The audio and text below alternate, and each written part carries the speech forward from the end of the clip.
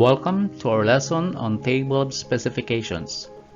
In this lesson, together we will define what is TOS, discuss briefly its purpose, forms, and steps in making a table of specifications.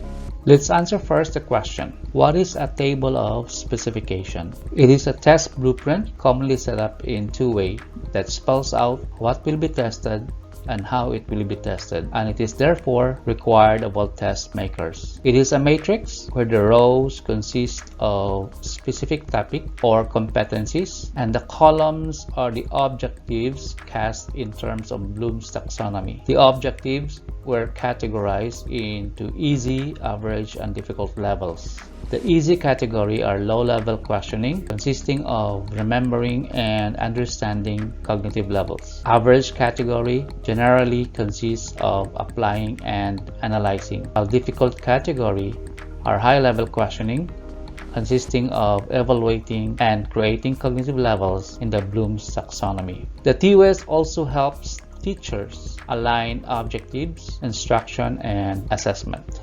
Now let's talk about the purpose of TOS. In general, the table of specification identifies the achievement domains being measured. It ensures that fair and representative sample of questions appear on the test and to improve content validity of the test. The TOS takes different forms depending on what a teacher wants to show. These are one-way TOS, two-way TOS, and expanded TOS.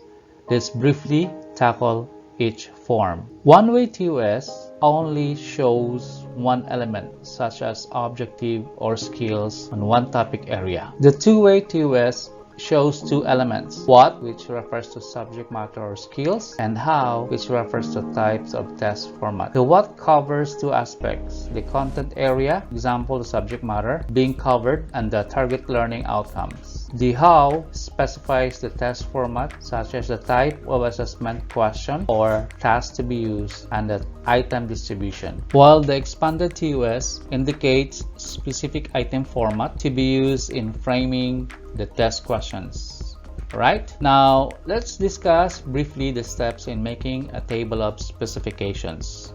As mentioned, that TOS is a test blueprint commonly set up in a two-way that basically spells out what will be tested and how it will be tested. This table shows a two-way TOS. This form of TOS is commonly used in the basic education, and for this demonstration, we will use this template throughout the steps but excluding the content column. Let's take this example. A teacher would like to give a test which was taught for 10 days. Step 1. Determine the objectives or topics covered in that 10 days. These will be included in the test. For instance, these were the lesson objectives tackled in the class for 10 days. Step 2. Determine the number of minutes or hours or days allotted for each topic or objective. For example, out of 10 days, the teacher spent 1 day in teaching the first objective, another day for the second objective, 2 days for the third objective, and so on. Step 3. Determine the total number of test items. This can be prerogative of the teacher or institutional. Macmillan suggests some rules of thumb in determining how many items are sufficient for good sampling. A minimum of 10 items is needed to assess each learning target in a unit, but which should represent a good cross-section of difficulty of items. However, if there are more learning targets to be tested, at least 5 items will be enough for each one to allow for criterion reference interpretation for mastery. If we follow the rule of thumb, the total number of items in this example would range from 30 to 60 items. Okay, so for this demonstration, we will decide that the total number of items would be 20. Step 4. Determine the number of items for each objective per level of difficulty. To do this, just divide the total number of items to the total number of days that the teacher has spent teaching the objective, then multiply it to the number of days spent for teaching each objective, and this gives you the number of items in each objective per level of difficulty. Step 5.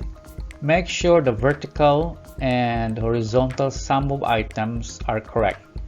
Just add all the items in the rows and columns.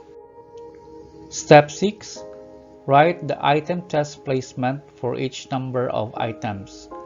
The test placement is the location of your test items in your test. For example, the allocated 2 items for objective 1 is found in numbers 1 and 2 in the test paper. The item placement can be arranged in sequence or in random. The numbering can also be done horizontally or vertically. In this example, the test placement is arranged in sequence. In this step, you need to determine the type of assessment method to be used. This is where you will specify the test format that is appropriate to attain effectively the outcomes or skills to be tested. And this ends our lesson on table of specification. I hope you've learned something from this short demonstration. Please check also the text file for more information on this topic. Thank you for watching.